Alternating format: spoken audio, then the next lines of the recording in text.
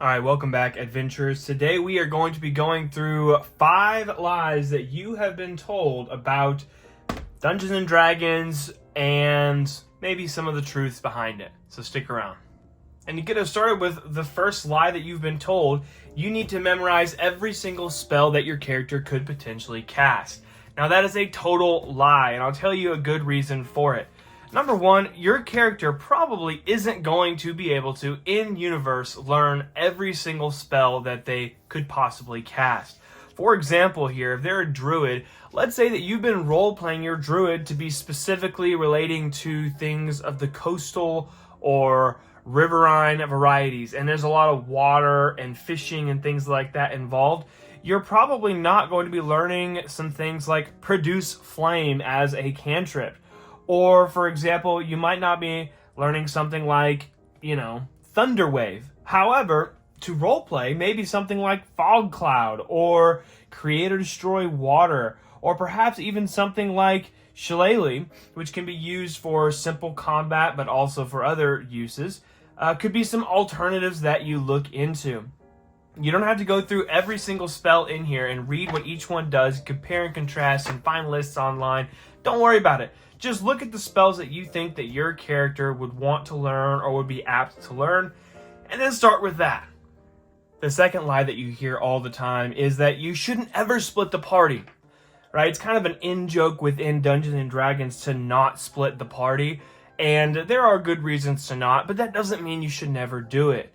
For example, if you're in a town or you're in a lower level area, it doesn't really hurt to split the party up into 2 smaller groups simply to cover more ground.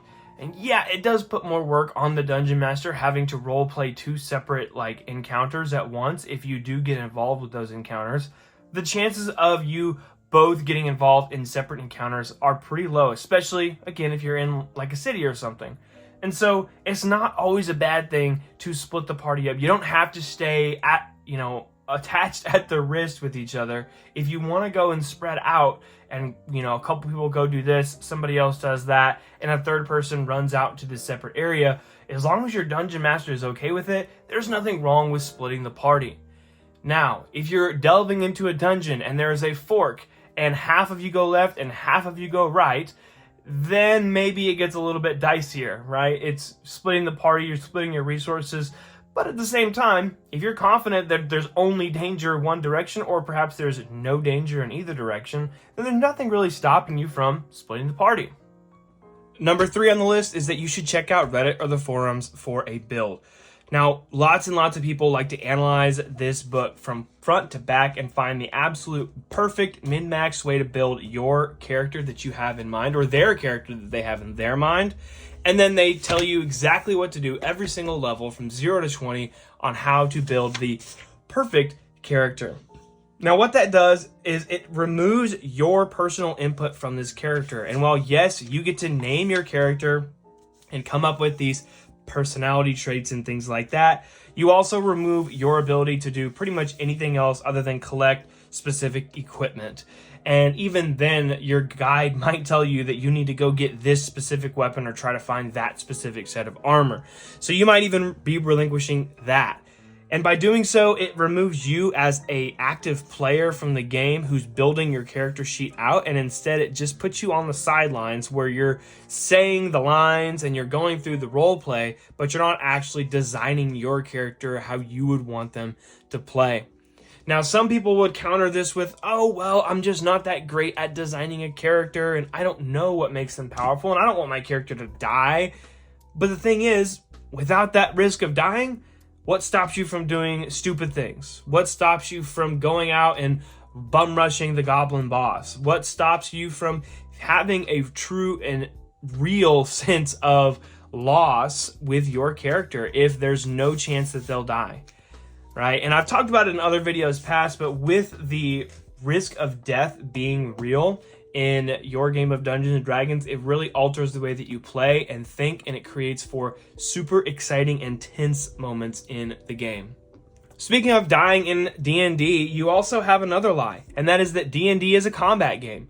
And while yes, the majority of your character and what it can do revolves around combat, you actually don't even need to interact with combat to play the game. In fact, you really don't even need a character sheet. Yeah, you need it for checking for skills and seeing what damage things do, but to roleplay the game as your character, you can go along with 90% of the game without ever rolling a single dice. And unless the Dungeon Master specifically wants you to roll for one thing in particular, there's nothing really stopping you from just playing as a character that you have in mind without actually putting pen to paper and drawing everything out and rolling for it. And so that transfers over to combat. Yeah, combat often is a pretty big part of the game, but that doesn't mean that you need to be 100% of the time worried about what you're going to do when it comes to fighting or killing potential enemies. And lastly, and most importantly, is that Dungeons & Dragons is meant to be like a movie. And that's just not the case. I know you've heard it 1,000 times, but your Dungeon Master is not a movie director. They're not a professional writer, nor are they Matt Mercer. I'm sorry to tell you.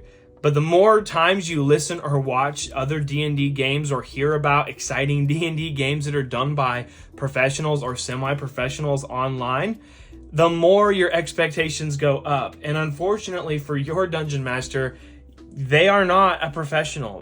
There's a very good chance that they're not a professional.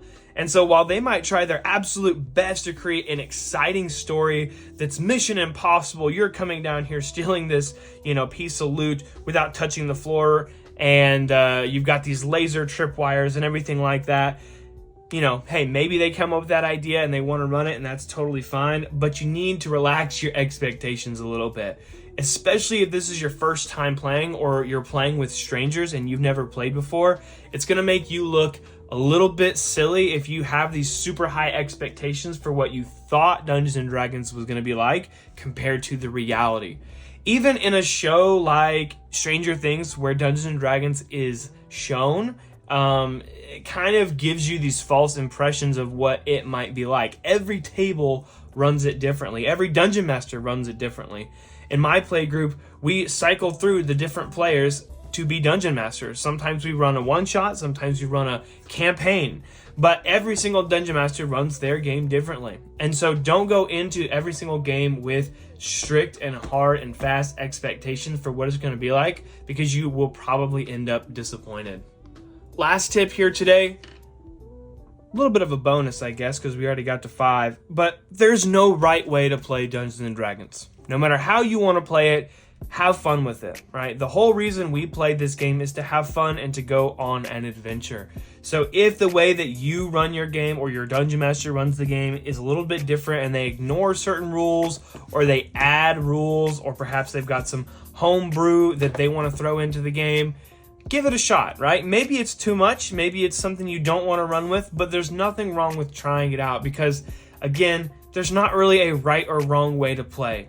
According to rules as written there is, but rules as written is a very boring way to play. And after your first campaign or two playing strictly rules as written, you're going to be looking around for some alternatives. And that's why Dungeons & Dragons sells so many of those DLC sets like Volo's Guide and all these other supplements that add extra lore, extra rules, extra things for you to worry about into the game.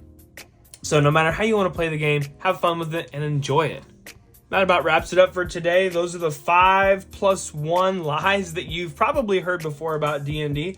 Hopefully some of them helped convince you or give you some extra ideas on maybe ways that you could incorporate these new ways of thinking into your game. And if you've already used these things before or you've already heard them before, then let me know in the comments below if they've worked for you or if they haven't, or if you have some extra things that you want to share with the community.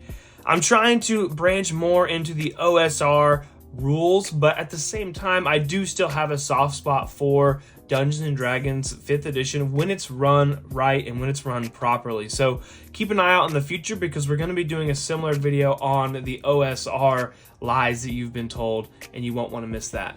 Y'all have a good afternoon.